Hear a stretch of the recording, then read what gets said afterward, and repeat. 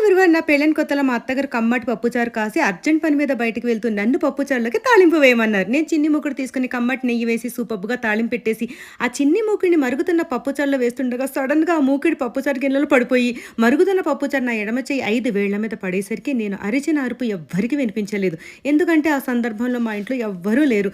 బాగా ఏడ్చాను. వెంటనే సింక్ దగ్గర ట్యాప్‌లో నీళ్లలో పెట్టేసరికి ఆ ఫింగర్స్ మీద స్కిన్ బాగా నలిగిపోయి, బాగా ఉబ్బిపోయింది. వెంటనే బర్నర్ క్రీమ్ ఉంటే రాసేసాను. అయినా మంట తగ్గడం లేదు. మా అత్తగారు 2 గంటల తర్వాత వచ్చారు గానీ, ఆ 2 గంటలు నరకం అనుభవించాననే చెప్పాలి.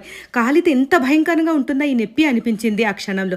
మా అత్తగారు వచ్చి వెంటనే హాస్పిటల్‌కు తీసుకెళ్లారు. కానీ నా వేళ్ల మీద కాలిన మచ్చలు 3 నెలలు గాని పోలేదు. ఇంకో విషయం తెలుసా? ఇప్పటికి నాకు తెలియకుండానే వంట చేస్తూ చేతులు కాల్చుకుంటూనే ఉంటాను.